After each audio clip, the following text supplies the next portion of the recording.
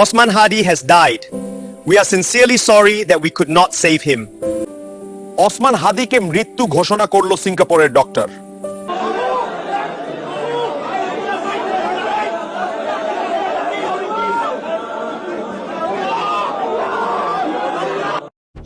ইনিও দাউদ, তবে এই দাউদ বাংলাদেশের। তাহলেও ওই কুখ্যাত দাউদের সঙ্গে তার অসম্ভব মিল রয়েছে।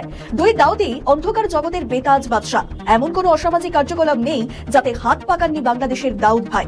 সেসব করে নাম কামিয়েছেন, যশ অর্জন করেছেন, রাতারাতি বিশাল সম্পত্তির মালিক বনে যান। বিএনপি করে জামাত করে তাদের উপরে এরকম হামলা করতে হবে, মারতে হবে, তাছাড়া তো কোনো উপায় দেখি না।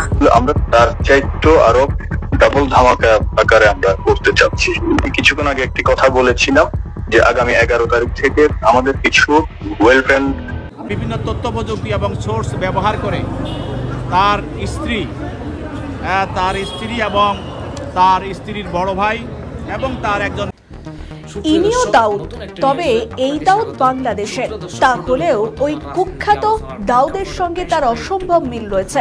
দুই দাউদই অন্ধকার জগতের বেতাজ বাদশা। এমন কোনো অসামাজিক কার্যকলাপ নেই যাতে হাত পাকাননি বাংলাদেশের দাউদ ভাই। সেসব করে নাম কামিয়েছেন, যশ অর্জন করেছেন, রাতারাতি বিশাল সম্পত্তির মালিক বনে যান। ভারতের গোয়েন্দার রিপোর্ট অনুসারে দাউদ ইব্রাহিমের সঙ্গে তার বেশ ভালোই যোগাযোগ। দুই দাউদ একে অপরের পড়শি।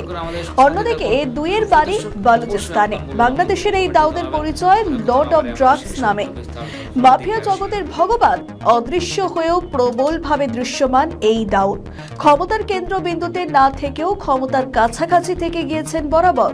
এই দাউদের শুভ নাম ফয়সাল করিম। বলা হচ্ছে বাংলাদেশের সাবেক স্বরাষ্ট্রমন্ত্রী আসাদুজ্জামান খান কামাল এবং জাহাঙ্গীর কবির আলমের সঙ্গে খুবই কাছের লোক এই দাউদ। তাই ভয়ঙ্কর অপরাধে জড়িত থাকার পরেও মাফিয়া জগতের ভগবানকে বেশি দিন জেলের ভাত খেতে হয়নি। মাথায় আসাদুজ্জামান খান কামালের আশীর্বাদ থাকায় দাউদ কামাল করে দেখান। জেল থেকে ছাড়া পেয়ে শুরু হয় হাদির ঠেকে যাওয়া আসা। সাম্প্রতিক অতীতে তার খুব একটা নামডাক শোনা যেত না, কিন্তু হাদি কাণ্ডে জড়িয়ে গিয়েছে সে। সমাজ মাধ্যমে একটি ছবি ভাইরাল হয়েছে, যদিও নিউজ বর্তমান সেই ভাইরাল হওয়া ছবির সত্যতা যাচাই করেনি। ভাইরাল হওয়া ছবিতে দেখা গিয়েছে হাদির ঠেকে রীতিমতো বৈঠকে মেজাজে সে বসে রয়েছে। সোশ্যাল মিডিয়ায় অনেকেই তাকে ফয়সাল করিম মাসুদ ওরফে দাউদ খান হিসাবে দেখিয়েছেন। তবে মাস্ক করা এই তরুণী যে হাদিকে গুলি করেছেন কিংবা এই তরুণেই যে ফয়সাল তা নিশ্চিত করে বলছে না পুলিশ। শোনা যাচ্ছে ফয়সাল করিম নামে ওই তরুণ নিষিদ্ধ আওয়ামী লীগের সহযোগী সংগঠন ছাত্রলীগের সঙ্গে জড়িত ছিলেন। 2019-এর 11 মে ঘোষিত কেন্দ্রীয় ছাত্রলীগের পূর্ণাঙ্গ কমিটির সদস্য নির্বাচিত হন। সুতরাং ক্ষমতার ঠিক কতটা কাছাকাছি থেকে গিয়েছেন এই দাউদ তা সহজেই অনুমেয়। হাদি কাণ্ডে তার নাম জড়িয়ে যাওয়ার পর সামাজিক যোগাযোগ মাধ্যমে বেশ কিছু ছবিও ভাইরাল হয়েছে। আর সেই সব ছবির মধ্যে রয়েছে আওয়ামী লীগ আমলে বাংলাদেশের দুই রাষ্ট্রপতি মোহাম্মদ আব্দুল হামিদ এবং ঢাকা মহানগর আওয়ামী লীগ ও ছাত্রলীগের বেশ কয়েকজন নেতার পাশেই সে রয়েছে। লিঙ্কডইনে ফয়সাল করিমের নামে প্রোফাইল রয়েছে। সেখানে তিনি নিজেকে অ্যাপল সফট আইটি, ওয়াইসিও টেকনোলজি ও এনলিস্ট ওয়ার্ক নামে 3 প্রতিষ্ঠানের মালিক হিসেবে উল্লেখ করেছেন। লিঙ্কডইনের তথ্য অনুযায়ী ফয়সাল করিম 2013 সালে ঢাকার একটি বেসরকারি বিশ্ববিদ্যালয় থেকে কম্পিউটার বিজ্ঞানে স্নাতক হন।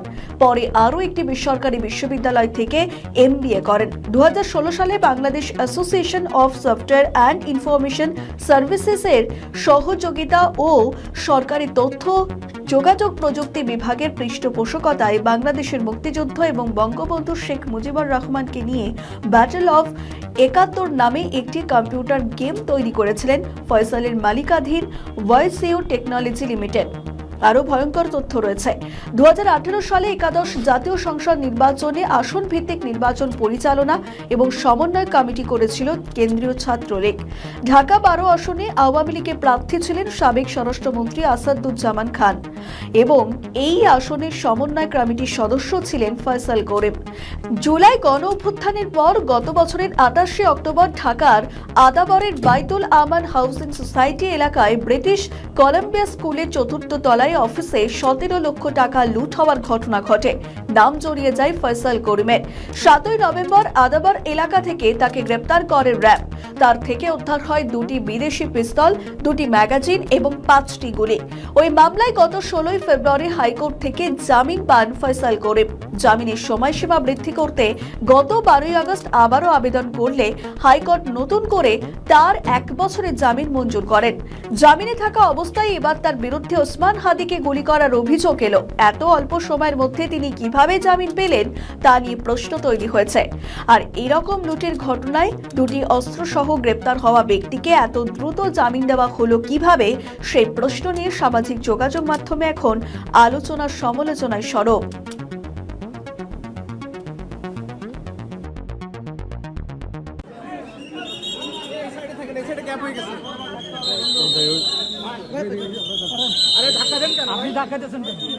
আপনি ভিতরে ঢুকতেছেন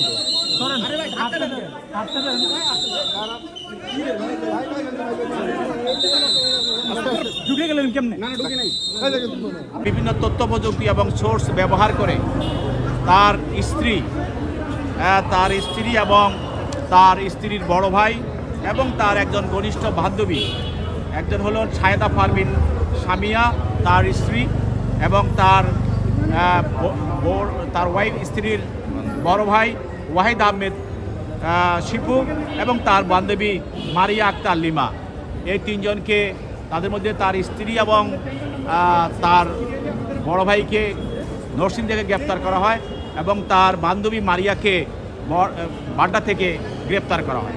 এবং তারা স্বীকার করেছে যে হত্যা চেষ্টার পরে বা অর্থাৎ হাদিকে গুলি করার পরে যে আসামি তাদের ওখানে ছিল।